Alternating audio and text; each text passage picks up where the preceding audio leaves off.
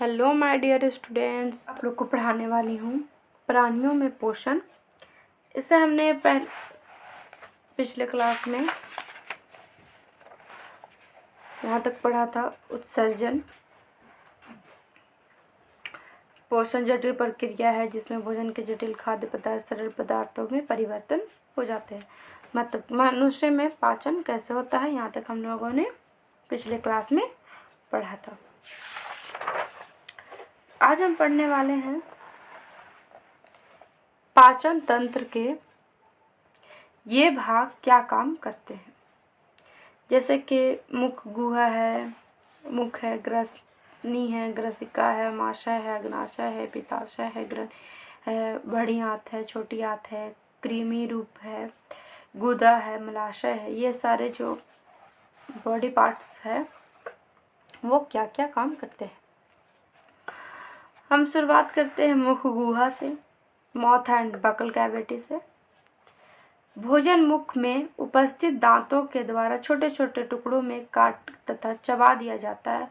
मुख में लार ग्रंथि 3 जोड़ी रहती है जो भोजन चबाते समय लार निकालती है। लार में एंजाइम एम्बाइलेज पाया जाता है जो जटिल भोजन कार्बोहाइड्रेट स्टार्च के रूप में साधारण भोजन माल्टोज जो कार्बोहाइड्रेट के साधारण प्रकार है में परिवर्तित कर देता है। मतलब कि हम लोग क्या करते हैं, सबसे पहले हम लोग जब खाना खाते हैं तो मुंह से ही खाना खाते हैं, मुंह पे ही रखते हैं। तो जो दांत होते हैं वो उससे हम लोग चबाते हैं। उसके बाद क्या होता है कि वो छोटे छोटे टुकड़ों में बहुत छोटे छोटे टुकड़े हो जाते हैं। उसके बाद जो हमारा जो मुंह होता है, मुंह में लार ग्रंथि होती है जो कि 3 जोड़ी होती है। ठीक है, उनसे क्या निकलता है, लार में एंजाइम पाया जाता है। ठीक है, वो क्या करते हैं, जटिल भोजन जैसे कि कार्बोहाइड्रेट है स्टार्च के रूप में साधारण भोजन माल्टोज जो कार्बोहाइड्रेट के साधारण प्रकार है में क्या करती है, उसे परिवर्तित कर देती है।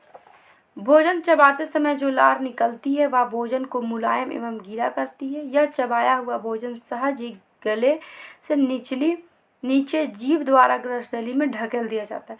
मतलब कि क्या होता है कि जैसे भी हम लोग खाना खाते हैं तो जो मुंह में लार होती है उसके वजह से खाना क्या होता है कि मुलायम हो जाता है, और फिर मुलायम होने के बाद फिर क्या होता है, वो जीभ के द्वारा ग्रसनली में चला जाता है।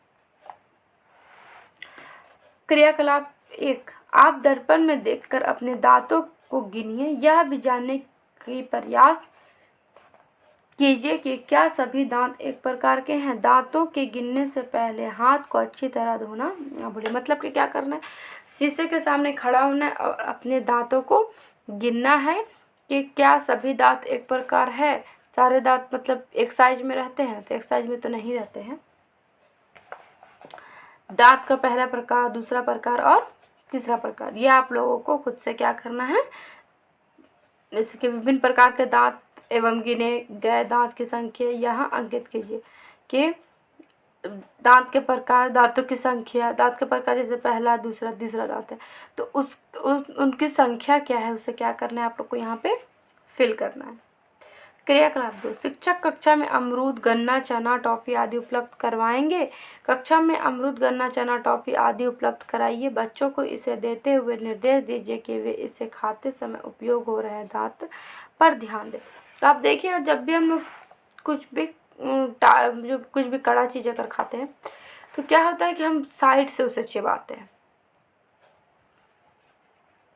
ऊपर अंकित सारणी 7.2 की सहायता से विभिन्न दांतों का उपयोग, प्रकार, संख्या एवं कार्यों को समझिए। जैसे कि पकड़ने तथा काटने वाले दांत क्या है, कृतक। कृतक किसे बोलते हैं, यहाँ पे कृदंत लिख दिया गया है, यही कृदंत।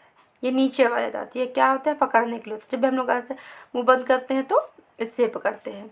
चीरने और फाड़ने के लिए ऊपर वाले दांत, रदनक। और चबाने एवं पीसने के लिए अग्र, मैंने आपको पहले कहा ना, साइड वाले दांत।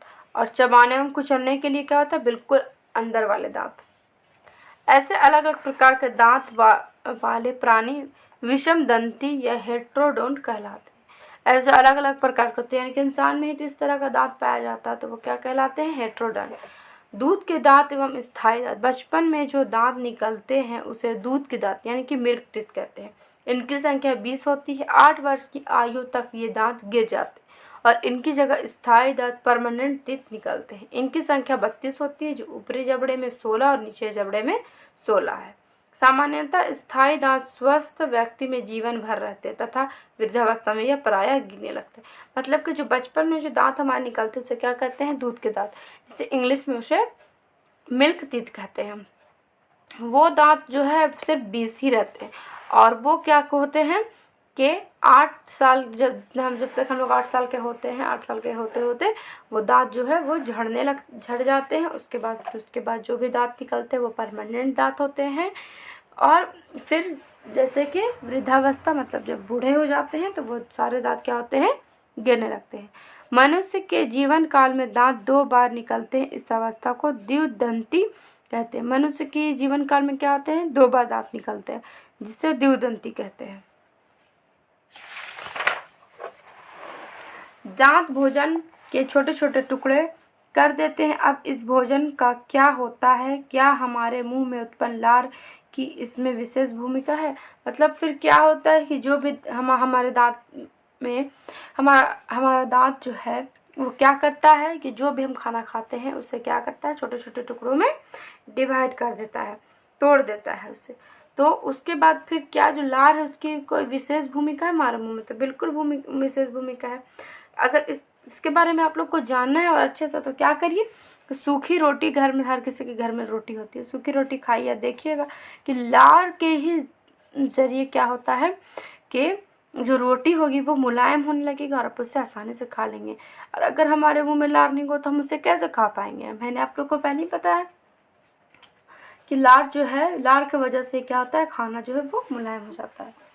आइए क्रियाकलाप द्वारा जाने कि लार एवं इसमें उपस्थित एंजाइम जटिल भोजन को साधारण भोजन में कैसे परिवर्तित करते हैं। अब जानना है कि जो लार जो है वो जटिल मतलब जो कड़ा कड़ा जो भोजन होता है उसे कैसे मुलायम में कन्वर्ट करते हैं। जैसे आयोडीन विलयन, जल लेना और फिर उबला हुआ चावल।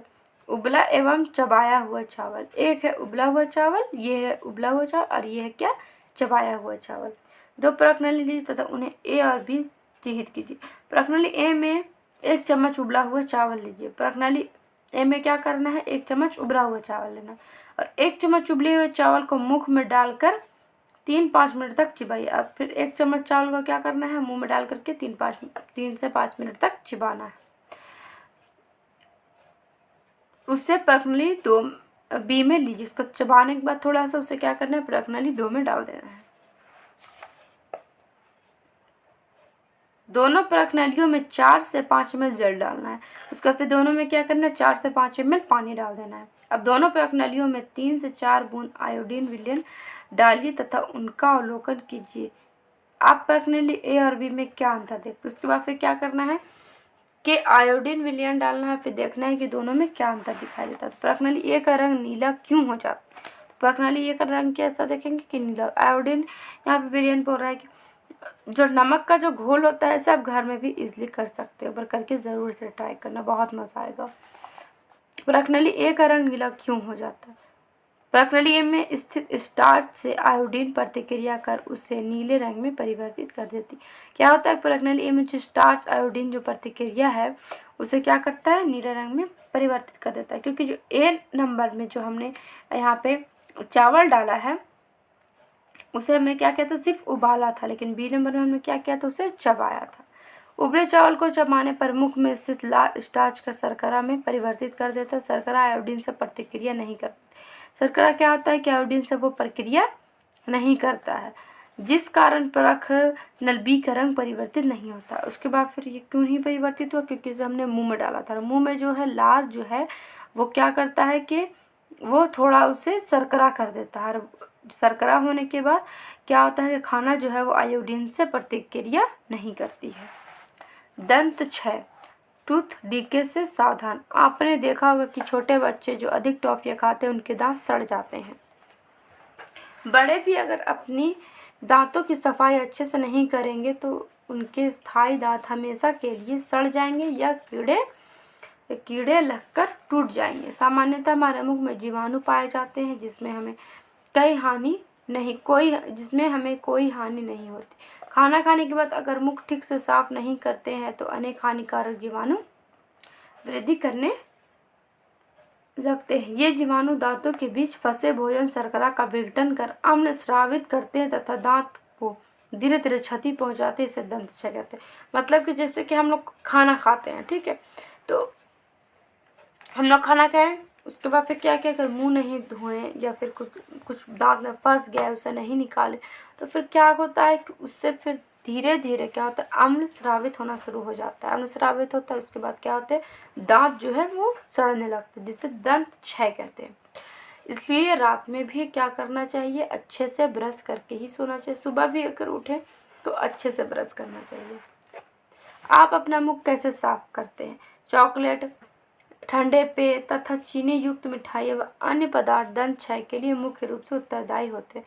समय रहते इसका उपचार करवाना चाहिए, अन्यथा दांतों में असहन पीड़ा होने लगती है तथा चर्म अवस्था में यह टूटकर गिर जाता है। मतलब कि सबसे ज़्यादा जो हमारा दांत खराब होता है या फिर आप कह सकते हैं दंत क्षय होता है, वो चॉकलेट खाने से होता है, चीनी युक्त मिठाइयाँ खाने से होता है, ठंडा पानी पीने से होता है। आप लोग कहते हैं दांतों में सनसनाहट हो रही है, तो इसके वजह से ही होता है।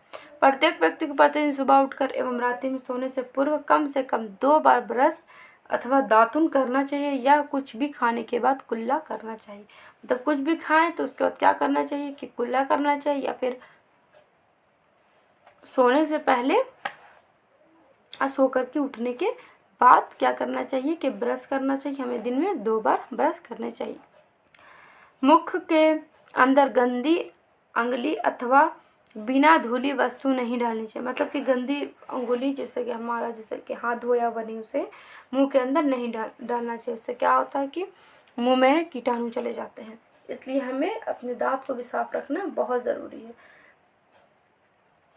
तो आज के लिए तो बस इतना ही। तो हमने आज सिर्फ दांतों के बारे में पढ़ा कि दांत 4 प्रकार के होते हैं। जो कृतक दांत होते हैं वो पकड़ने और तथा काटने के लिए होते हैं। रदनक दांत जो होते हैं वो फाड़ने के लिए होते हैं, चीरने फाड़ने के लिए। जो अग्रचौर्णक दांत होते हैं वो पीसने के लिए होते हैं। और कुचलने वाले दांत कौन से होते हैं? चौर्णक होते हैं। तो हमारे जो दांत हैं वो 4 टाइप्स के होते हैं। उसके बाद हम लोगों ने क्या पढ़ा कि 8 साल तक हमारे दूध के दांत निकलते हैं, उसके बाद वो झड़ जाते हैं और उसके बाद फिर वो नए दांत निकलते हैं। तो इस तरह से पता चलता है कि हमारे 2 बार दांत निकलते हैं। फर्स्ट दांत निकलता है जिसे हम लोग कहते हैं दूध के दांत, उसके बाद वो टूटता है, फिर उसके बाद परमानेंट दांत निकलते हैं। तो आज तो हमने पढ़ा किसके बारे में? मुख एवं मुख गुहा के बारे में। वीडियो बहुत दिन से नहीं आ रही थी, बट अब मैं कोशिश करूँगी कि मैं रेगुलर वीडियोस जो है वो बनाऊँ। तो आई होप आप लोगों को समझ में आ गया होगा। अगर इस चैप्टर में या ऐसे पिछले वाले चैप्टर में या कोई भी टॉपिक हो 1 to 12, तो आप मुझे कमेंट सेक्शन में कमेंट कर सकते हैं। मुझे इंस्टा पे मुझे मैसेज कर सकते हैं। इंस्टाग्राम का लिंक मैंने अपने डिस्क्रिप्शन बॉक्स में दिया है। तो थैंक यू।